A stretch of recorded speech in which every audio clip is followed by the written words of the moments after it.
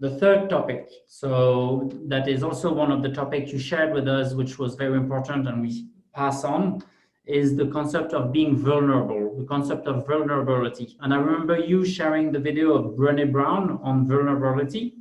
So where comes handy and very important is often an entrepreneur may go in entrepreneurship already because he has a certain level of, maybe ego, or wants to, take in control of his own destiny. And by design, sometimes, we see this with investors. A lot of investors, the first thing they look is, can we work with this entrepreneur? Can we work with that founder? Does he take feedback? Does he listen? Is there that trust, sort of a relationship that is going on? And it can be very hard actually for such entrepreneurs to sort of lower maybe the bar and be okay with being vulnerable. But can you explain us a bit the science behind this? Well, yes, I mean, you're right. Brené Brown actually opened the eyes of many people. As a matter of fact, she has a TED Talk on YouTube that was, I think, viewed by 40 plus millions of, or 40 million times at least. So she made an impact. And she opened my eyes, actually. Basically, what it says and is that people usually perceive vulnerability as appearing weak. And the last thing that you want is appearing vulnerable in front of people, with people in front of you. Because you believe they will form an opinion of you that you are not in control, that you're just not good at what you're doing. And that's the last thing that you want, especially when you have a certain lack of confidence. Okay, which happens to many of us in some topics, in some shape or form. Now, the trick of this, it's called actually the power of vulnerability.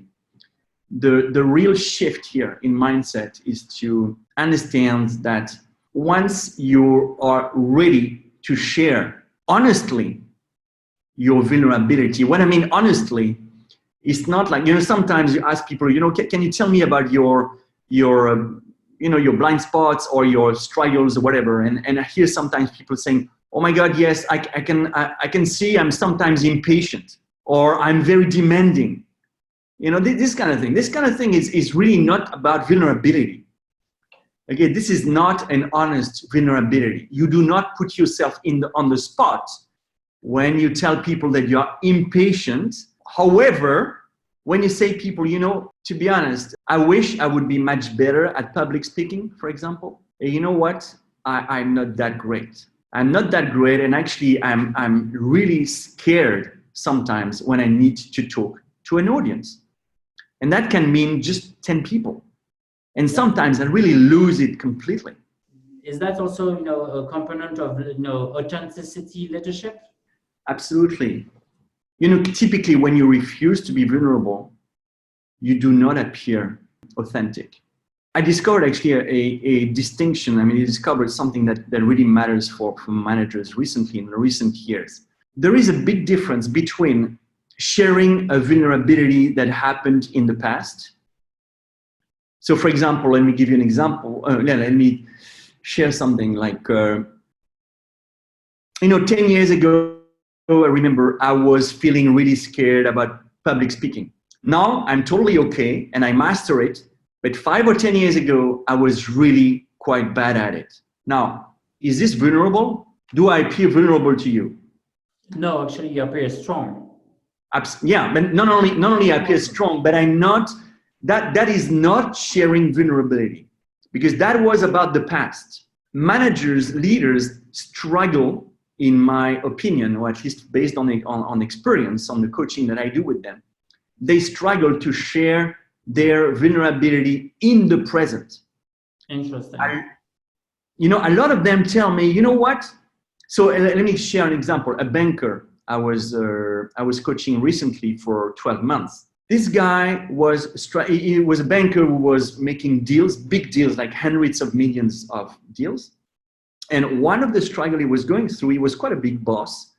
He was struggling with initiating the first contact with the clients. The deal initiation was really a big problem for him. So we worked on it, and I was telling him, if you want to inspire your guys, you need to tell them the struggles you are going through. And, kudos to you. You are working on it.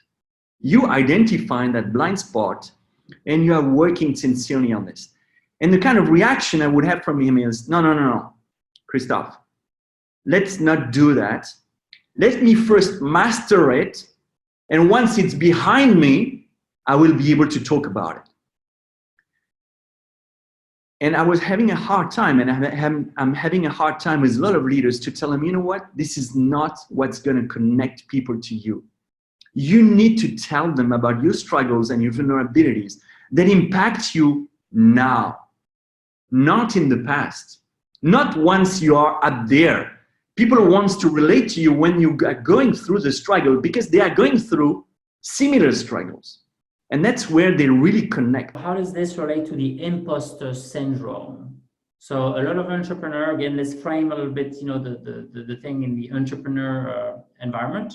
So a lot of entrepreneurs, basically, they start their business, all of a sudden they're CEO, and they have to present what they're doing, and they've been doing what they're doing for 6 months or 3 months, and all of a sudden they're innovating in an industry maybe where they were not necessarily before. And a lot of entrepreneurs report that they can suffer from imposter syndrome. So what is it, and how can an entrepreneur actually battle this and maybe use vulnerability and all the concepts you've talked about today to sort of accelerate the process to excel and perform better? So just for those who are listening to this, the imposter syndrome, I don't know if everyone is familiar with it, but great. I love the concept. It's really the idea that, at some point, people will discover that I'm not the right person for what I'm doing right now. I don't have the capability, I don't have the credibility to do what I'm trying to achieve. Okay? And I will be found out by those people.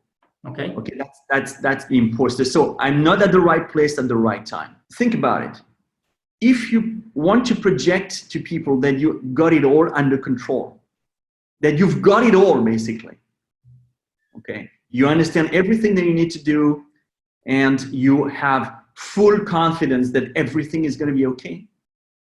That is usually the wisdom that people believe they need to project to others, right? Now, guess what? If you want to project that idea, but actually somehow it's not the case, truly, meaning you know perfectly that some aspects of your story are not completely ironed out, or you are not completely confident in some areas, again, back to square one, people will find out, number one, and you will put yourself constantly, psychologically, in this imposter syndrome, because you're trying to pretend to be someone that you are not. Once you accept that you are the person that you are, meaning with your strengths and with your blind spots, and you put that clearly on the table, that there is no imposter anymore, because you are real. True, but then let me challenge this for a minute. So, the entrepreneur has a lot at stake, right? He has to find his customer, his business has to work, he's in the valley of death. If it doesn't work, a lot of problems occur. So with that elevated pressure, and you have a lot of people watching you, and people will believe, okay, if this guy is not credible, if this guy doesn't know what he's talking about, the entrepreneur may think, okay, it's over, and the life is over. So there's this huge pressure. So how do you combat this when it's actually not completely incorrect, right? Because you're new to the thing, and you have this belief, and you have this huge pressure, this huge risk. So how do you, solve that issue? Fair. Of course, you know. How do you know? So maybe let me piggyback on this. How do you know that appearing vulnerable is not going to actually destroy your path to results? Great question. And of course, you need to, the foundation has to be there. Okay. In most cases, if you are sitting where you're sitting, it means that you have done a lot of work, and you have put a lot of things together to have the credibility and the reliability. That's not the question. And when you share vulnerability, the key, I believe, is to come to terms with it, meaning to truly accept it from the inside. If I tell you, for example, that I'm trying to get better at public speaking, for that matter, or teaching in a large context, meaning, to 40, 50, 60 people. I'm trying to get better at that. I'm trying to get better at connecting with those people, because guess what? In some cases, I am being put off balance, and I know that, and I'm working on it. So what I'm telling you this is, I'm hoping I'm making my point here. I came to terms with my weakness. Yep. I'm totally aware of it, and I'm putting myself in a context where I'm not yet mastering it. It's this not yet concept, which actually links to another idea, which is the growth mindset. I'm not yet there. And it's really about, coming to terms internally with it and projecting the idea in a confident manner that, this is an area you need to work on.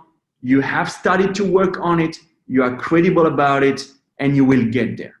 I love that, Christophe. So what I'm hearing is also being optimists that you're learning, you're in the learning process. It's also maybe, is it being optimist about the fact that in the audience, or in the people watching you in this room with VCs, some people will find you, incompetent, but because it's your first time, and not everyone's going to like you, right? Not everyone's going to like you. Critics are part of the process. And if you're an optimist and you say, well, these critics are actually going to help me grow, and it's temporary, then maybe it's a tool. I know that's a bit what I've been using. So where I'm thinking, as soon as you start doing something a little different, where there's a lot more people, sort of seeing what you're doing, not everyone will find, the thing perfect, right? But then you get confident because it's the path to success, or the path to betterment is you have to do. You're in the action. And in that action, you learn, and you see this a lot with politicians. They have a lot of critics, right? 50% usually of the people, they hate them. 50% of the people, they love them. That doesn't stop them from doing a great speech, because there must be some sort of acceptance of the fact that, you can't be loved by everybody. Is there any things we can, that you can add to this? Absolutely. If you want to please everyone and have everyone on board on your ideas, you're right. You will actually end up clinging to those people who are not agreeing with you, and you will be completely disturbed in your mind by those people, rather than focusing on those who are following you and getting slowly some greater support from others. So I think you're absolutely right. I mean, if you are not there yet, you have not convinced everyone yet, but that doesn't matter. You have a critical mass, and from the moment you have a critical mass, you can just keep going and be the best that you are, and give the best that you can to start converting others.